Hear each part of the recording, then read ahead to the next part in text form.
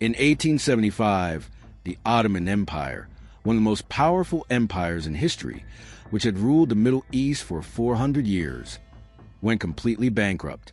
They couldn't pay their debts. They couldn't pay their army. They couldn't even pay government salaries. The empire was finished financially, and Britain saw an opportunity. Within a year, Britain had bought controlling shares of the Suez Canal, the most strategic waterway in the world, for pennies on the dollar. Within 30 years, Britain controlled Egypt, Palestine, Iraq, Jordan, and most of the Middle East, not through military conquest, through debt. Britain lent the Ottomans money they couldn't repay.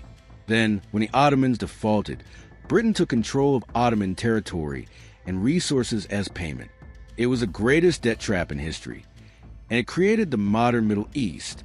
This is how Britain bought the Middle East, and why the region still hasn't recovered. Before 1800, the Ottoman Empire was a superpower.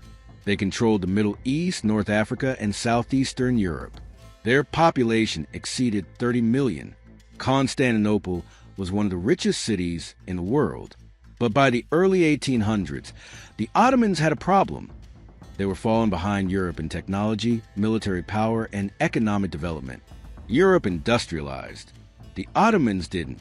In 1839, the Ottoman government launched the Tanzimat, ambitious reforms to modernize the empire by copying European institutions, modernize the military with European weapons and training, build railways connecting distant provinces, establish modern schools and telegraph lines, reform the legal system along European lines. All of this required massive investment, money the Ottoman government didn't have. Why not? 3 reasons. First, the tax system was inefficient and corrupt. Local governors kept large portions of taxes instead of sending them to Istanbul. Second, the empire was losing territory. Greece gained independence in 1830. Egypt became autonomous. Serbia, Romania, and other Balkan regions were breaking away. Fewer territories meant fewer taxpayers. Third, European manufactured goods were flooding Ottoman markets and destroying local industries. Ottoman artisans couldn't compete. This reduced economic activity and tax revenue. So the Ottoman government made a fateful decision: borrow money from European banks. The debt spiral, 1854 to 1875. The first loan came in 1854 to finance the Crimean War. Then more loans. 1855, 1858, 1860, 1862, 1863, 1865, 1869, 1871, 1872, 1873, 1874. By 1875, the Ottoman Empire owed over 200 million pounds, roughly $30 to $40 billion today. Annual revenue was only 20 million pounds. The debt was 10 times their yearly income, completely unsustainable.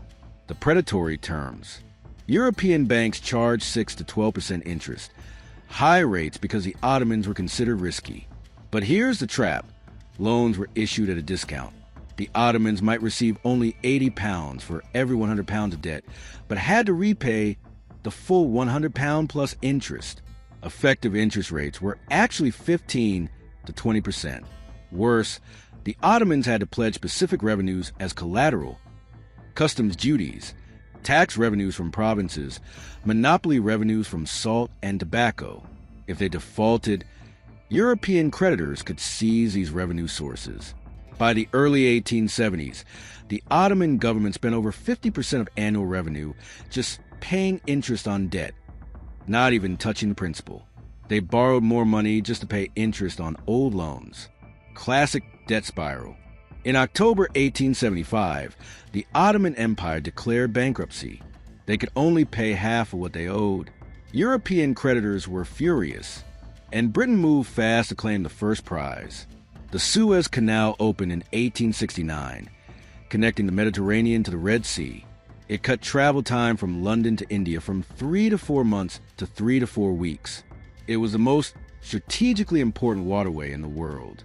The canal was built by a French company with significant investment from Egypt's ruler, Khedive Ismail Pasha. Egypt owned 44% of the company's shares. But Egypt was also bankrupt by 1875. Khedive Ismail had borrowed massively from European banks to fund the canal and other projects. He was forced to sell Egypt's canal shares to raise cash. Britain's move. In November 1875, British Prime Minister Benjamin Disraeli learned Egypt was selling its Suez Canal shares. France wanted to buy them. Disraeli understood. Whoever controlled the Suez controlled the route to India, Britain's most valuable colony. He had to act fast. Parliament wasn't in session, so Disraeli couldn't get government approval. So he borrowed £4 million from the Rothschild banking family personally and bought Egypt's shares before France could. For £4 million, about $600 million today, Britain acquired 44% ownership of the most important waterway in the world. This was debt trap economics perfected. Egypt borrowed, couldn't repay, and was forced to sell a strategic asset for a fraction of its real value. The occupation of Egypt, 1882. After buying the canal shares, Britain demanded Egypt's finances be placed under European supervision. British and French advisors effectively ran Egypt's government. Egyptian nationalists, led by Colonel Ahmed Urabi, rebelled in 1881. They demanded Egypt for Egyptians and opposed foreign control. Britain's response, military invasion. In 1882, British forces occupied Egypt. Britain claimed it was temporary, just to restore order and protect the canal. The temporary occupation lasted 72 years, until 1954.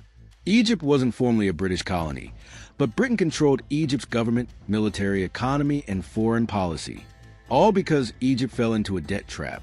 Meanwhile, the rest of the Ottoman Empire was about to get the same treatment. After the 1875 bankruptcy, European creditors demanded control over Ottoman finances. In 1881, the Ottomans agreed to create the Ottoman Public Debt Administration, OPDA. How it worked. The OPDA was controlled by representatives of European creditor countries: Britain, France, Germany, Austria-Hungary, Italy. This council had the power to directly collect certain Ottoman taxes, control customs duties, manage revenues from salt, tobacco, alcohol, silk, and fishing monopolies, control revenues from multiple provinces. The money collected went directly to paying European creditors. The Ottoman government never saw it. At its peak, the OPDA controlled about 30% of the Ottoman Empire's total revenue. Nearly one-third of everything the empire earned went to paying foreign debt. This was economic colonialism without military occupation. The Ottoman Sultan still ruled. The Ottoman flag still flew. But European powers controlled the finances. The Ottoman government couldn't make economic decisions without European approval. They couldn't borrow money. They couldn't change taxes. They couldn't invest in infrastructure or military. The empire was financially paralyzed. Britain's advantage. Britain used the OPDA strategically. British advisors ran much of the OPDA bureaucracy, giving Britain detailed intelligence about Ottoman conditions. The OPDA gave Britain leverage over Ottoman political decisions. Most importantly, the OPDA created local resentment. Ottoman subjects saw their taxes going to foreign banks instead of schools or infrastructure. This weakened Ottoman legitimacy. As the empire weakened, territories broke away. Britain occupied Egypt, 1882. Britain established control over Kuwait, 1899. France occupied Tunisia, 1881, and Morocco, 1912. Italy invaded Libya, 1911. Balkan provinces gained independence. Each loss reduced Ottoman revenue, making the debt even more crushing.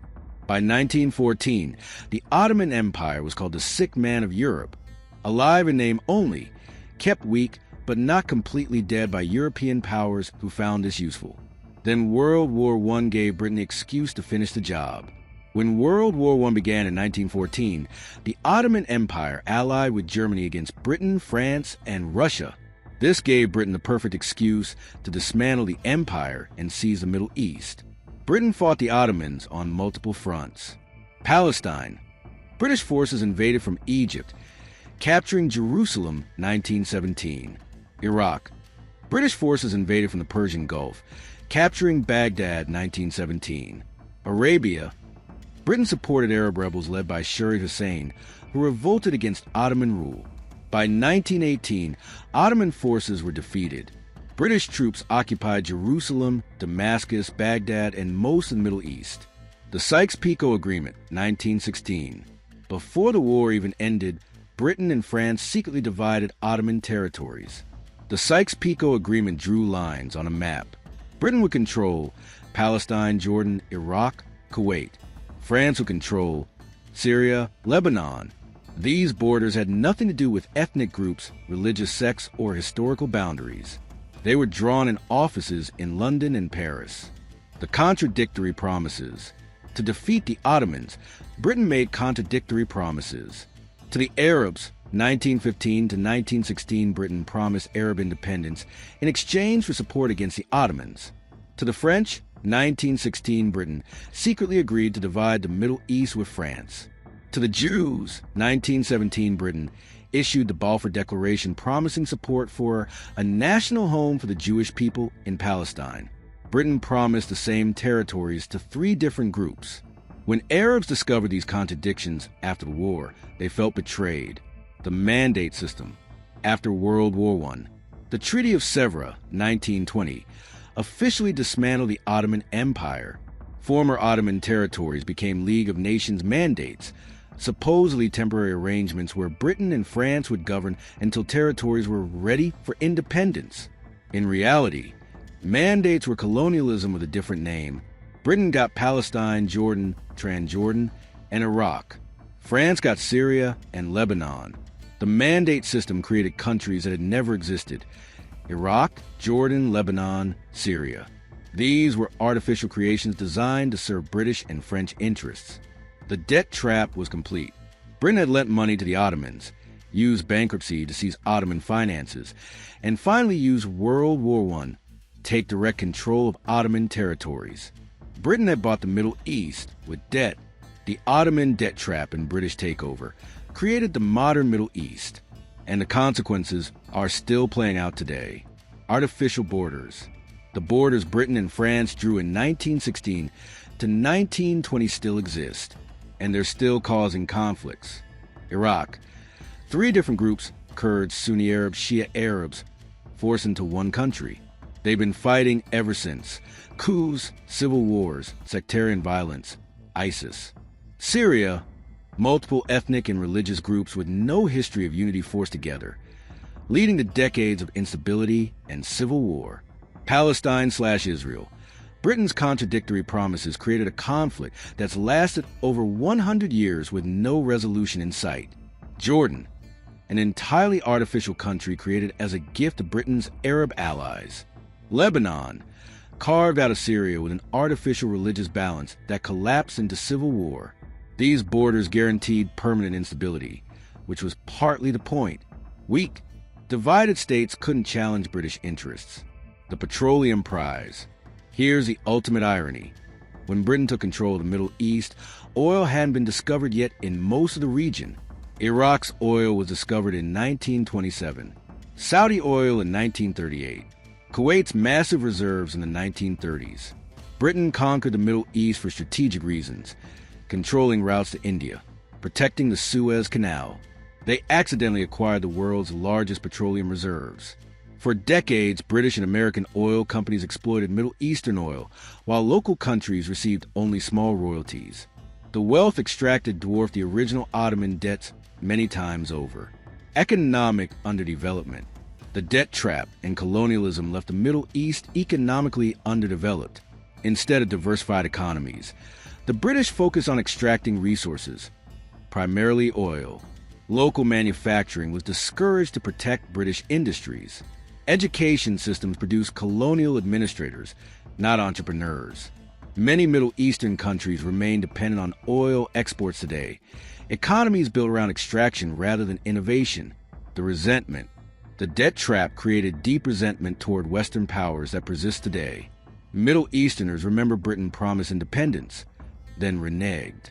They remember artificial borders imposed from outside. They remember decades of foreign control over resources and governments.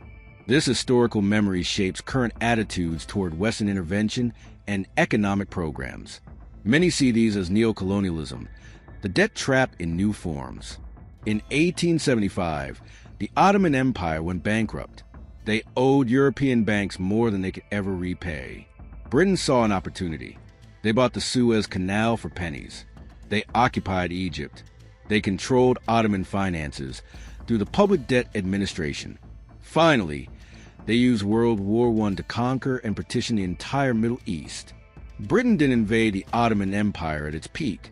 That would have been too costly.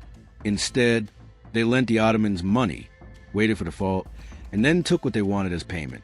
This is how empires are really built. Not through direct military conquest, but through debt traps, financial control, and economic leverage. The Ottoman debt trap created the modern Middle East. Artificial borders, ethnic conflicts, resource exploitation, and lingering resentment. And 150 years later, the region is still dealing with the consequences. The Ottomans borrowed money to modernize and compete with Europe.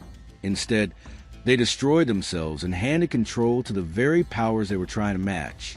Sometimes the most dangerous weapon isn't bombs or bullets. It's a loan you can't repay. If this changed how you think about how the modern Middle East was created, hit subscribe. Drop a comment. Do you see parallels between the Ottoman debt trap and modern debt crises? And share this with someone who needs to understand that empires aren't always conquered. Sometimes they're bought. Because the most expensive thing you can do is borrow money you can never repay. The Ottomans learned that lesson, and they paid for it with their entire empire. I'll see you in the next one.